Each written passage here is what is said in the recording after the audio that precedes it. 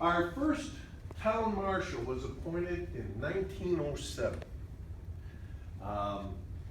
And his name was August Richter. And you can imagine what Munster looked like at that time. It was a rather very small area, basically Ridge Road.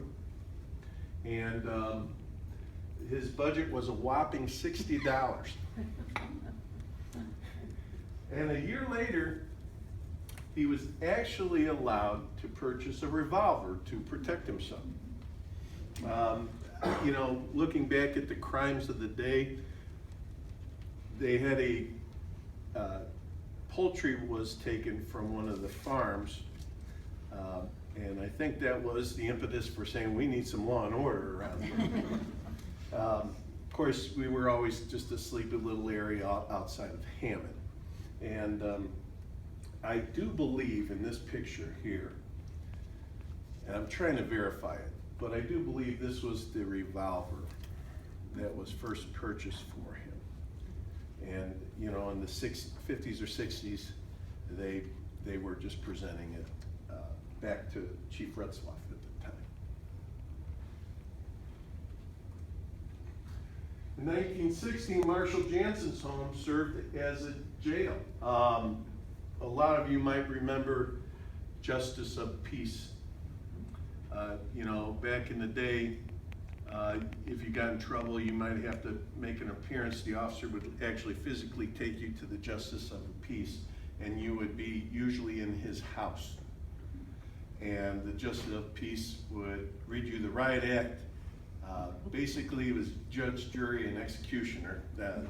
Not quite executioner, but you know, it was a time when they really took law and order seriously. And although it was rather arbitrary, the punishments that would be meted out, they weren't exactly uniformed at the time, judging on whether you knew the Justice of Peace or he knew someone in your family or not. But same thing here. Marshal Jansen's home was actually the jail.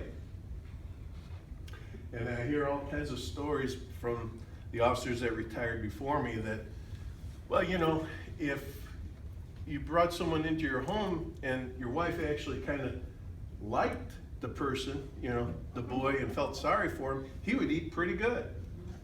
And if not, he was getting the leftovers.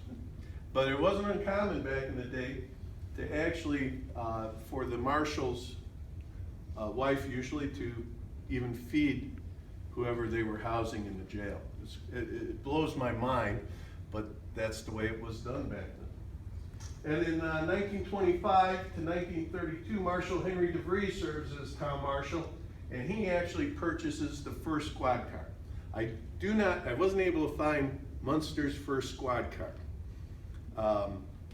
But back here, these are obviously in the early 60s, and those are parked right up by where El Salto is now, the old Munster Town Hall.